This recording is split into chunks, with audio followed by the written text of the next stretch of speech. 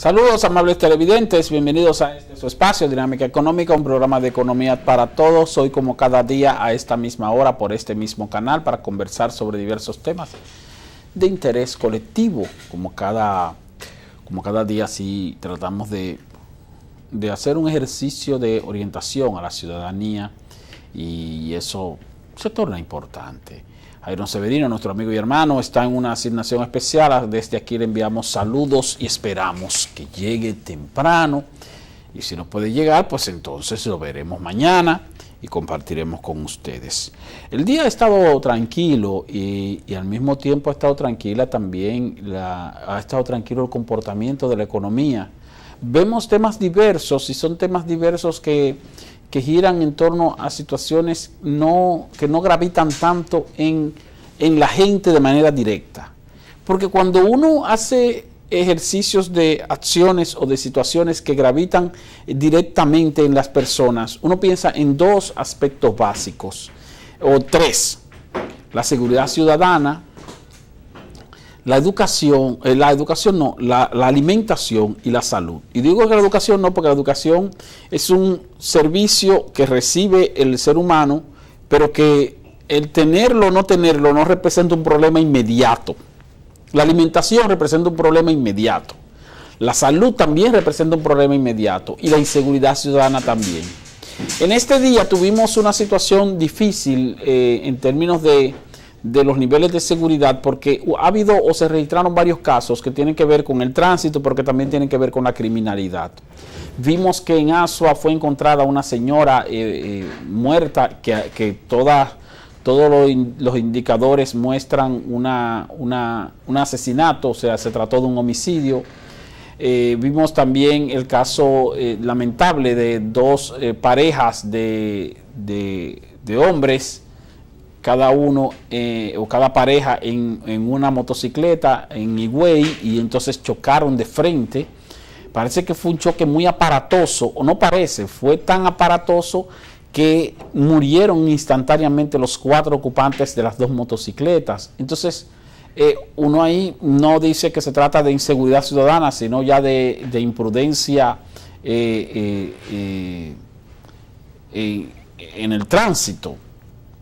Porque parece que uno de los motociclistas iba en vía contraria, y aparte de eso, pues no hay que agregar mucho para aclarar que ninguno de los 4 tenía casco protector, lo cual hizo más grave la situación.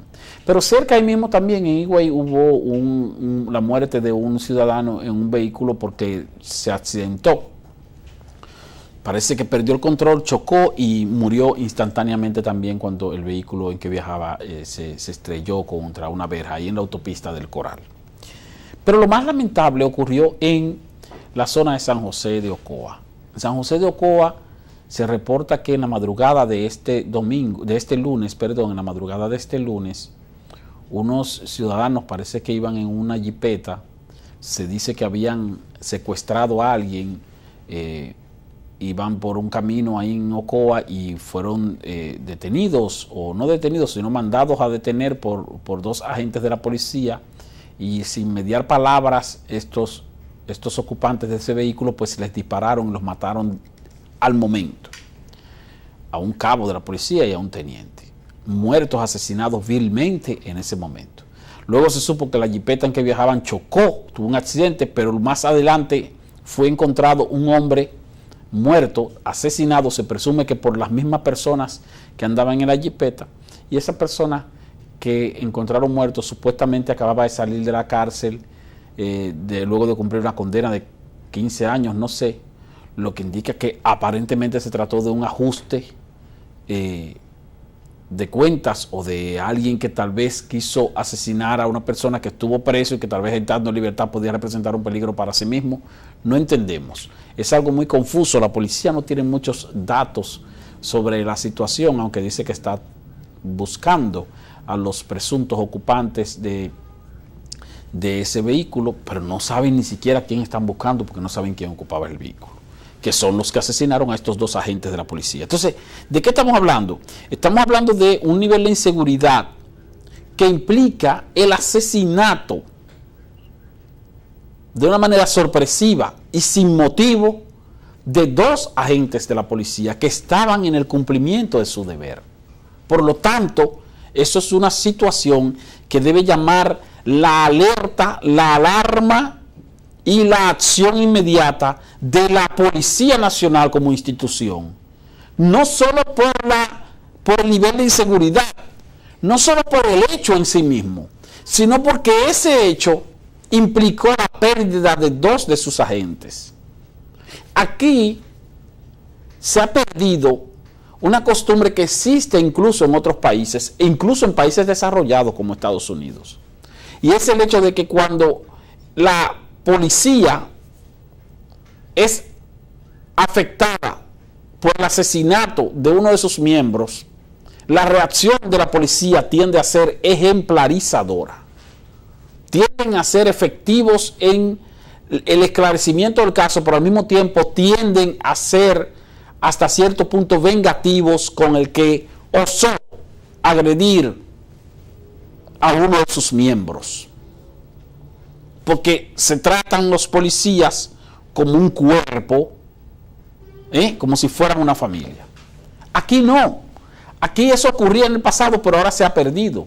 Y tú tienes que, de repente, matan a un policía, matan 2 agentes de la policía en el cumplimiento de su deber, y la policía, desarrolla las investigaciones de manera frívola, sin una aparente acción firme para hacer que sus miembros se sientan dignificados. Porque cuando la policía como institución reacciona pasivamente ante la muerte, el asesinato de 2 de sus miembros, y 2 de sus miembros de bajo rango, no de alto rango, entonces los demás miembros de la policía se sienten desmoralizados. Y no es que salgan por ahí a barrer y a matar a todo el mundo, no es eso, sino que se note una acción diligente y firme de esclarecer un caso de esa naturaleza. Eso no es para que dure 24, 48, 72 horas, no. Es un asunto para resolverlo de inmediato. Y aquí la policía, cuando quiere resolver algo, lo resuelve.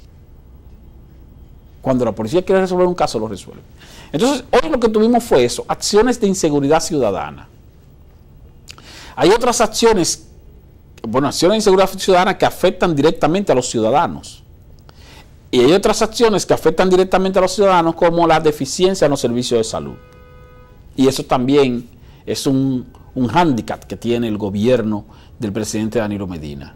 No ha dado pie con bola, como se dice, el presidente Medina en cuanto a su gestión en materia de sanidad o de salubridad.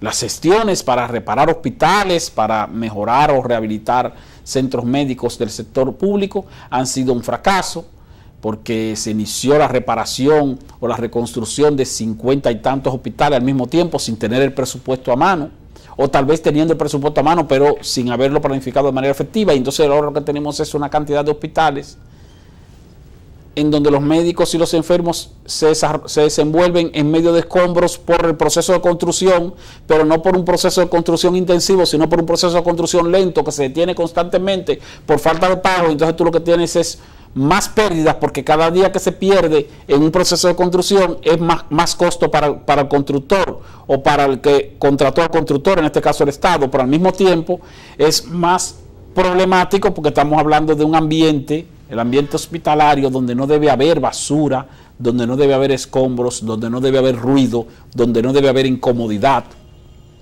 Y eso es lo que estamos viviendo en la mayoría de los hospitales.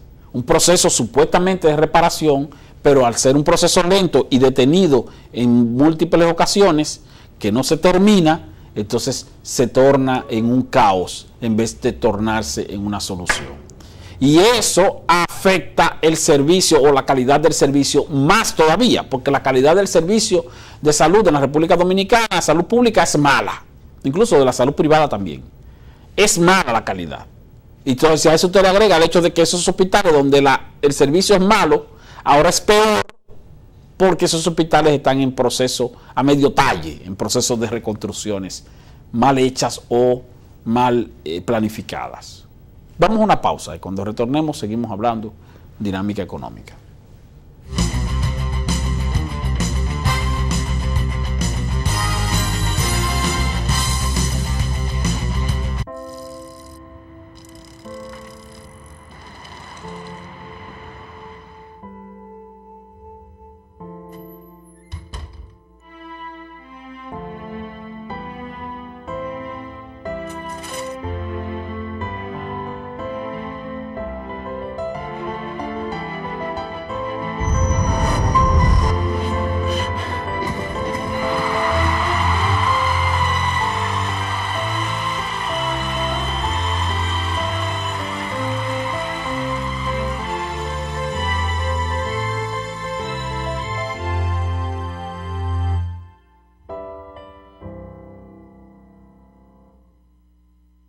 ¿Por qué es importante el crecimiento económico?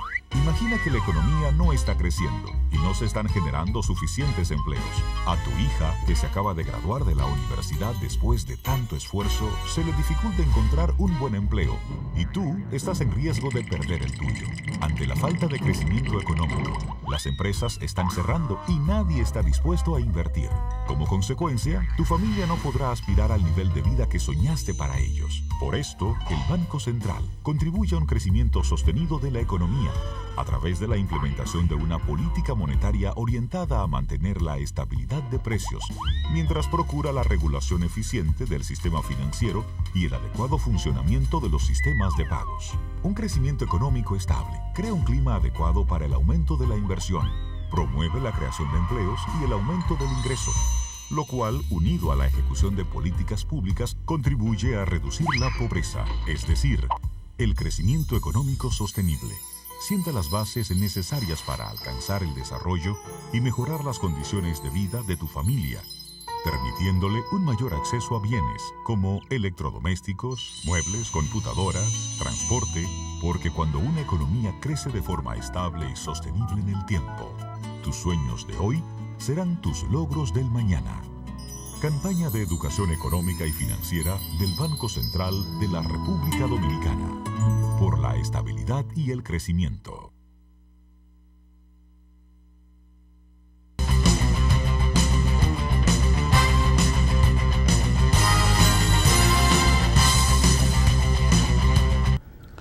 Gracias por continuar con nosotros en este su espacio Dinámica Económica. En el segmento anterior hablábamos de acciones de inseguridad ciudadana que afectan directamente a los ciudadanos, de salubridad o de deficiencia de los servicios de salud que también afecta directamente a los ciudadanos. Y hablábamos de la alimentación. Y por suerte, en materia de alimentación, la República Dominicana no está viviendo una situación difícil. Más que bueno, los precios, los cuartos no, los chelitos no alcanzan, pero no ha habido aumentos extraordinarios de precios. Incluso el Banco Central acaba de informar que la inflación medida por el índice de precios al consumidor ahora, el pasado mes, fue de apenas 0.06%. 0.06, o sea, menos de 1%. Ni siquiera 1%, menos de 0.5%.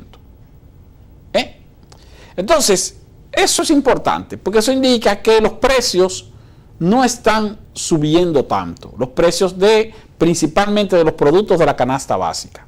Y cuando hablamos de productos de la canasta básica, no solamente hablamos de la canasta básica alimenticia, sino también de la canasta básica no alimenticia. ¿Cuál es la canasta básica no alimenticia? Bueno, el jabón, la crema dental, el detergente, esos son productos, papel higiénico, esos son productos de la canasta básica que no son alimenticios, porque a veces la gente piensa nada más que en comida, pero hay muchos artículos que usted tiene que usar siempre en el hogar, que tiene que usarlo obligatoriamente porque son productos de primera necesidad. Y si esos precios de esos productos también suben demasiado o si escasean esos productos, pues eso también provoca una reacción en la sociedad, en la ciudadanía. Usted tiene, por ejemplo, el caso de Venezuela. En Venezuela hay muchísimas protestas en este momento. Eso es el gobierno de Maduro. Bueno, usted puede estar seguro que no es tanto el gobierno de Maduro, sino la consecuencia del gobierno de Maduro en un aspecto fundamental. El suministro a buen precio de alimentos y de productos de la canasta básica no alimenticia. ¿Qué es lo que pasa en Venezuela? En Venezuela no hay productos, no hay artículos. Hay un nivel de inflación extraordinario porque al haber escasez, la escasez, por supuesto, provoca presión de precios. Entonces tú tienes una inflación extraordinaria, aumentos brutales de los precios de los productos, pero al mismo tiempo esos precios de los productos de esos productos que han aumentado de precio no aparecen en los centros de servicio. Entonces, la reacción de la población automáticamente es una reacción adversa. El pueblo se queja, pero el pueblo se queja no solo de que le guste o no le guste el gobierno de Maduro, sino de que no hay comida o de que la comida está cara. Por suerte, el presidente Danilo Medina en este país, en medio de todas las adversidades que ha tenido, ha podido mantener un equilibrio bastante acertado de suficiente abastecimiento de alimentos y productos de la canasta básica y de estabilidad en los precios de esos alimentos. Entonces usted no tiene una población quejándose de la carencia o de la carestía de los productos. No hay escasez y no hay altos precios. Entonces, mientras el dominicano, chiripeando malamente, como usted quiera, pueda conseguir con qué comprar su arroz, su habichuela, su carne, su aceite, su azúcar a un precio más o menos estable y tenga el abastecimiento constante y abundante de esos productos en los colmados, en los supermercados y de otros productos, como dije, que son de la canasta básica, aunque no alimenticios, como el jabón, el detergente, la crema dental, la toalla sanitaria, el papel higiénico, o sea, las cosas que uno usa de manera cotidiana y que tiene que usarlas de manera cotidiana, pero que no son de comer. Aquí, por suerte, hay abundancia de productos. Y hay abundancia de productos a precio estable. No voy a decir a precio bajo, pero sí a precio estable. No hay inestabilidad de precios. Y eso es lo que ha salvado al presidente Medina. Porque el presidente Medina tiene una marcha verde ahí, un movimiento marcha verde que le está dando con todo y que tiene mucho poder mediático, principalmente a través de las redes sociales, atacando la impunidad, atacando la corrupción, atacando la violación a la institucionalidad, atacando el exceso de poder que exhibe el partido de gobierno, atacando el desorden institucional, atacando la inseguridad ciudadana, porque también se sienten mal por la inseguridad ciudadana, y atacando también el deterioro de los servicios de salud en gran medida. Pero no hay una adhesión masiva de la población pobre a ese movimiento, no porque no se identifiquen con esos puntos, sino porque esa población masiva pobre no está siendo afectada por lo que más le causa efecto, que es la comida. Porque para el pobre lo fundamental no es la institucionalidad. Para el pobre lo fundamental no es si se respetan o no se respetan las leyes de parte del gobierno. Para el pobre lo fundamental no es si hay corrupción o no hay corrupción. Y cuando digo pobre no estoy generalizando, me refiero a los estratos sociales de más escasez de acceso al dinero. ¿Por qué? Porque esa población tiene otras prioridades. Una prioridad básica fundamental, la alimentación. Y si la alimentación no es un problema, esa población no reacciona de manera violenta. Por eso ustedes no tienen a Capotillo, a Gualey, a Guachupita, Las Cañitas, esos barrios, los famosos barrios de la parte alta. Ustedes no tienen esos barrios pobres de la margen del río Sama protestando ni adhiriéndose a ninguna marcha, porque ahí no han sido tocados por problemas básicos para ellos. ¿Y cuáles son los problemas básicos para ellos? La alimentación. Claro, eso viene unido a otro elemento, que es lo que ha impedido en gran medida que baje las pérdidas que registran constantemente las empresas distribuidoras de electricidad. El ciclo de apagones en esos barrios, aunque hay apagones, es un ciclo más o menos controlable o más o menos aceptable para esos barrios. Pero es más o menos aceptable porque el gobierno sabe que si empieza a meterle apagones de 12 horas a esos barrios, también se le puede armar una explosión social. Entonces ahora están de risita en esos sectores, porque en esos sectores el suministro de electricidad va a ser efectivo dentro de las precariedades propias, va a ser efectivo para evitar que el gobierno sufra algún tipo de afección de parte de la reacción que pudiera producirse en los barrios marginados por cualquier situación que sientan ellos que les afecte de manera directa. Por suerte, las políticas monetarias del gobierno a través del Banco Central y las políticas fiscales a través del Ministerio de Hacienda aparentemente están surgiendo un efecto favorable en cuanto a la estabilidad de precios y estabilidad, por ejemplo, de la tasa de cambio que va más o menos regular y control estricto de la inflación. Vamos a una pausa, volvemos en breve. Dinámica Económica.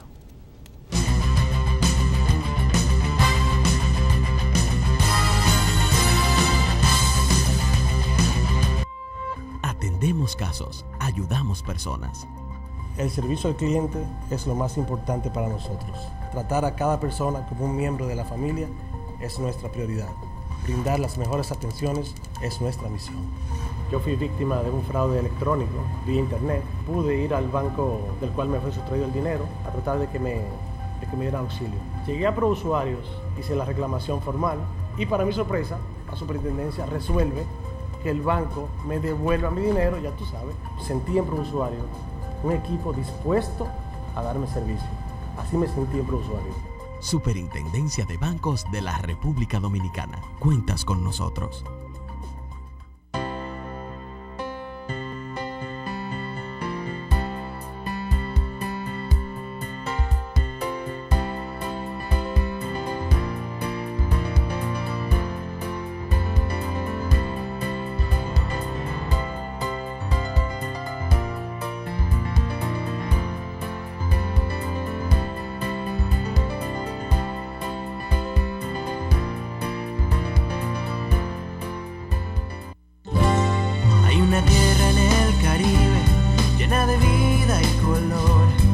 Despierta sentimientos y que llena de emoción. Siempre ha sido la primera, de riquezas está llena, de alegría que se entrega a quien a esta tierra llega. Es una tierra de primera, una tierra con historia que nos corre por las venas.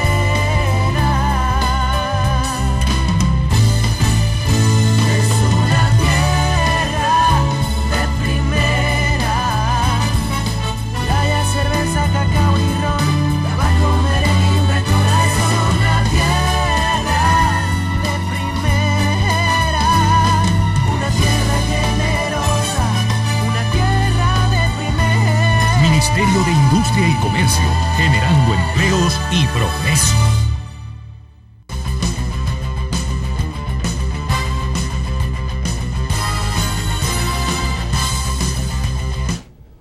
Gracias por continuar con nosotros en este su espacio Dinámica Económica.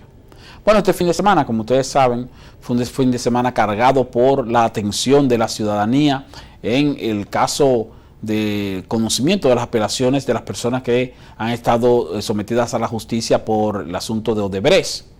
Y bueno, un entretenimiento bastante favorable porque las sesiones se desarrollaron el jueves, el viernes y el sábado hasta casi la medianoche. Y vimos que por lo menos uno de los canales más importantes de televisión del país, el CDN, Canal 37, pues decidió transmitir en vivo todo el desarrollo de esa audiencia, lo cual fue un aporte bastante agradable para la ciudadanía porque la gente pudo ver cómo se desarrollaba este juicio, no solamente el veredicto, sino cómo se desarrollaba. Ahora, el hecho de que de los 14 sometidos, todavía hay uno que está fuera del país, que no ha venido, el señor Bernardo Castellanos. Hay 3 que son legisladores, por lo tanto gozan de inmunidad parlamentaria, y los otros 10,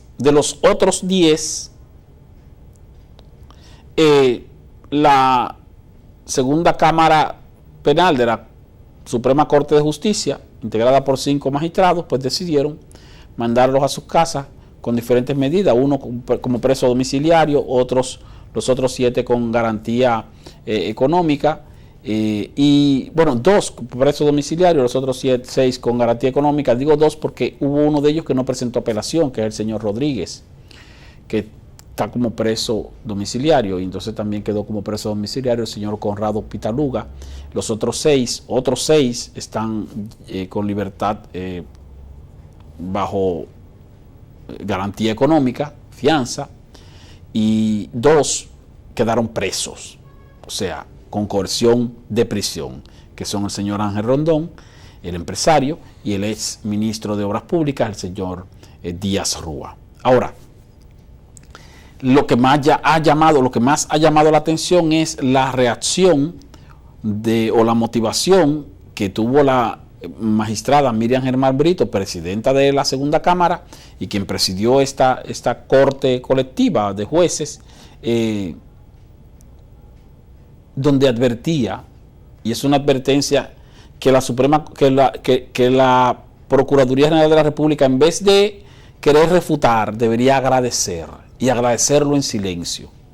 Y es el hecho de que ella advirtió, tal vez a destiempo, tal vez no debió decirlo ahí, pudo haber sido hasta imprudente, pero fue algo más positivo que negativo, y es que ella advirtió ahí al Ministerio Público: miren, con esto que ustedes están presentando como aparentes elementos de prueba, ese caso se va a caer.